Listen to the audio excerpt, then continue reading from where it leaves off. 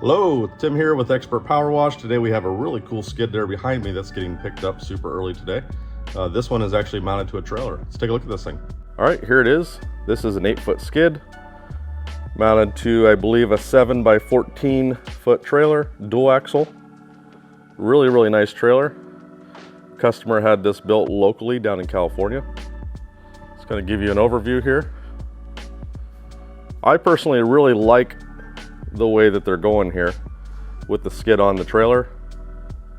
You may not have a truck yet, or maybe you have a different situation to where you want to keep this inside of a garage and you still need to use your truck for other things. So this is a newer business, they're just starting, and this is a great option because you have a trailer, and then when you're ready to go to a truck, just have somebody locally forklift this into the back of your truck.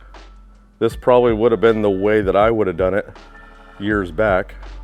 We did mount this to the trailer. So there's 6 grade 8 bolts, 1 in each corner and then 1 in the middle. This thing is secure and not going anywhere. But let's take a closer look at this skid. We'll kind of start at the back here, the main thing I like the most, GX690. We have these custom built for us. I like the way that they face. They're facing towards the back of the skid. Really easy to work off of. The footprint is unbelievably small for an 8-gallon-a-minute machine. I'll give you a couple of my build secrets here as we walk around, because I don't want to just sell you a skid. If there's some things that you can pick up on for your own build, feel free to use some of the stuff that we share here. You got a 45 coming out of there. But I like how all the hoses kind of flow to the back. It's really clean. We use really good clamps on this, stainless steel. Gear drive, of course. This is a TSF general pump, 8-gallon-a-minute, 3,500 PSI. One thing I didn't mention here is we have the K7 block mounted, and everything's on a quick connect. So if you wanted to bypass the whole system, once we get over there, I'll show you. You just quick connect, and that, of course, is a stainless steel coupling. And then you could actually run a pressure washer hose right out of the back of the machine here. So we like to set these up to where there's lots of options for you guys. You can run it however you'd like to run it. We kind of set these up the way that we like to run them. Going to the back here, 11-gallon aluminum gas tank. These are no cheap gas tanks. Anybody that's familiar with these are TIG welded, super thick aluminum. We got our plumbing, of course, there, T-jet 1-inch filter with the crush-proof hose. I've seen some guys, just a little tip, anybody that's building these things, use good hose. Just spend the extra couple bucks and make sure you're using stuff that's not going to fail on you. I've seen people use non-crush proof hose and vinyl hose, you name it. Over the years of building these, we've just found better and better ways to do it, and I believe we're using the best products available to put this thing together. Surface cleaner rack up there. This one is set up for a Whisper Wash 19-inch Classic. It is locking, which is nice. Over here we have 3 18-inch Titan electric hose reels. As we cruise through here, take a look. You don't see any of the wiring. Everything is neatly wired, super clean. I'll try to get in here and see if I can even show you. We use USA made wire. Some of the cheaper Amazon stuff and some of the discounted wire that you get is it's a mixture of materials in the wire, and it doesn't quite conduct the way that you want it to conduct. So this right here is 8 gauge, but not all 8 gauge wire is created equally. Even the lugs themselves, if they're not good materials, they're not going to conduct well. So pure tinned copper. We have the 3M heat shrink, can't really see it there, but that heat shrink actually shrinks and glues to the wire. So like I said, we try to use the best stuff possible that we can to build these skids. We're building them for the long term. The last thing you want is some wiring issues or things to fail on you in the field. These reels just work, and that's what they're supposed to do. So soft wash hose here. Got the Suttner 510 soft wash gun with the J-rod stainless. That's how we like it. This has a crimped fitting on it, so you can just unscrew the gun. If you ever have an issue with the crimp fitting, just have a new fitting crimped on. Most hydraulic shops will do that. We do that, all that stuff in-house here at Expert Power Wash. That is 1/2 inch, 200 feet. You have the Flow Pro here, which is a fantastic piece of equipment for downstreaming, turning your soap on and off with a remote. So everything is mounted neatly here. That's the electronic ball valve that's in there. 200 feet of pressure washer hose. This is the Fierce Jet. Smooth jacket, non-marking. This is what we run on all of our trucks. 4250 max PSI for one wire is really good. And then it is rated for hot water. See if we can find some of the ratings on there for you guys. 310 degrees, burst rate is 10,625. So great hose.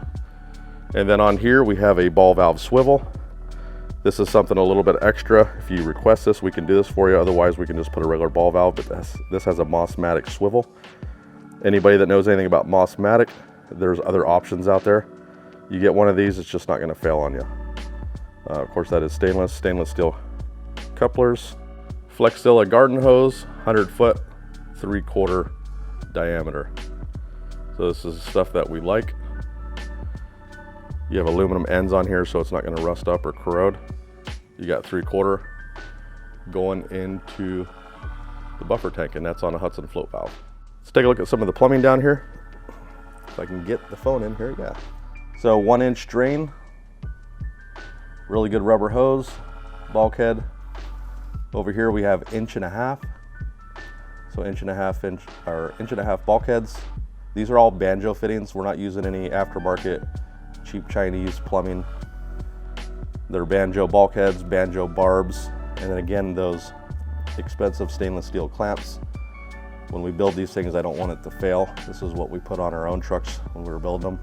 Those 2 water tanks, if you didn't notice there, I put a lot of attention on the plumbing because we spend a lot on it, because this is one of the areas that could fail on you. But these 2 tanks are tied in together. If we're backing away here, there's 3 100-gallon slim tanks on here. Show you some of the plumbing. Excuse me. We like our plumbing to go all the way through, so the least amount of bulkheads. So the 1/4 inch lines, we don't use uniseals for that because it's such a small hole, but those hoses are all the way in. We undersize the holes and then put them in there really tight. These are airtight, sealed. And then there's a drop stick with a filter down at the end of these. Over here is our downstream rinse valve. You don't see this on a lot of builds. What this does is it allows you to rinse out your downstream injector.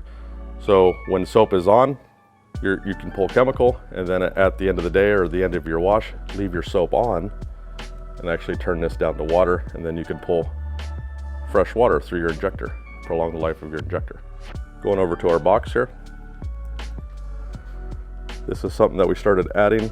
So this is a charging port, so you can easily charge your battery. These are sealed nice. These are nice plugs. Here is the battery box, and you can store other things in there as well. What's interesting about this one is this is our first lithium battery skid. This thing is about half the weight. It's supposed to last a lot longer. There's an app. There's a whole booklet on how to use this. And anybody that knows anything about lithium batteries, MillerTech is a staple name in that industry. They're also an American-made company, from what I understand. I know they're based out of Ohio, and I've had to call them a few times just to make sure that everything was going to work properly with our wiring gauges and our NOCO charger back there, and everything works well together, so that's good. We'll probably do more of these. One thing, if you're going to order a skid from us and you're interested in this MillerTech battery, currently right now they're $7.99. We don't get these as a discount as a vendor. We just simply order it in. We pay full retail on this, and then we don't mark that up, and then just install it for you if that's something that you want. But looks like a great battery. The customer has some of these on a boat that he currently owns and loves these batteries. So this is something, like I said, will be an option in the future. If you want one of these batteries, we can definitely do one for you. Let's take a look here. Like I said, on the other side, the wiring that we use posi locks there. Those wires can come apart very easily and then screw back together. Everything's cleaned up. We have a circuit breaker here for the hose reels. So what you do is you come in here, hit that drops down, and that turns off the reels, and you can lock up this box. So if you don't want somebody playing with your reels, I'll just lock them out. I'll turn it on because I'll forget to later. There we go. Go ahead and shut this. Continue walking on this side. Here's our 7-gallon soap tank. These are mounted from underneath. They actually have nuts molded into the plastic. I really like this setup because you're able to secure these and it looks clean. Here's our oversized mixer. This is something that is available from Midwest, but we actually have this one custom built for us. There's a couple changes that we wanted to make to it and some bigger plumbing to make it flow a little bit better. Then of course we add our 3/4 rinse valve here. So this allows you to pull water through the bleach line. This is one small step that I see often skipped, but is very, very crucial to make sure that you're prolonging the life of your 12-volt pump, your entire system. You can turn this off. That's how I see a lot of people do it, and then they just pull water through here and then turn the soap off. That will rinse out the pump. However, you're turning this down and you're only pulling water through part of this. So you want full flow through this when you're rinsing.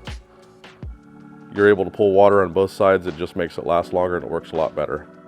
You can tell I'm adamant about that. I think that's a must-have. Back to the pressure washer. We'll actually walk in here and I'll show you some of the plumbing here on the top, some of the backside, the pump here. 7 gallons a minute, 100 PSI. We don't use cheap switches on these. I've seen them fail a lot. This is a heavy duty waterproof switch here that we put on these. All the hoses, or Curitech, I talked about having good hoses on your system. There's no 90s there. The plumbing's clean. It runs up into the top very clean. We use uniseals, so there's 2 for water, 1 for bleach. Let me open one of these up here and I can show you how we plumb these.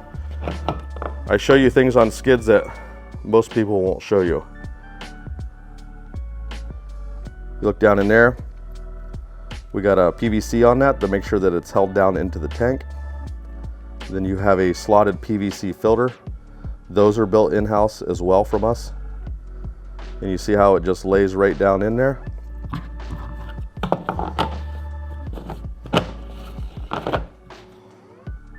And those are all plumbed up the same way. Here's a top view. There is the Hudson float valve that's underneath there. So once the water touches the bottom of that, it pushes it up and stops the flow of water. Down to every detail on this thing. I want to make sure this thing is the best it can possibly be. Here's just a small little thing. Nobody will notice, but I'll let you know anyways. This is a 1/2 inch to 3/8 barb. This is the bypass line. So when you're off the gun, the water's being pushed back into the buffer tank.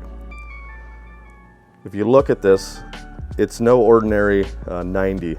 So you can see that it's sweeping the 1/2 inch into 3/8. This is going to flow a lot better back into the tank. And of course, with it being stainless, it's going to last and not rust out. Again, these are all banjo bulkheads. And this, besides this and that one over there, because there's no other way to do it, those are the only 2 bulkheads that are in the top. The rest of them are uniseals.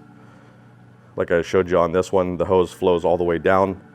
You don't have a possible air leak issue or something that's going to shut you down while you're on a job. Here's the back side. You can see how clean everything is.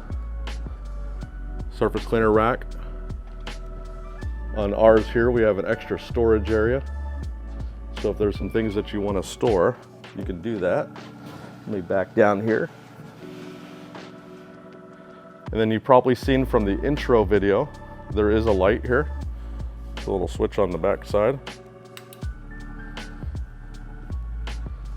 So if you're working at night, you need some light there in the back of your skid, you can pop on a light.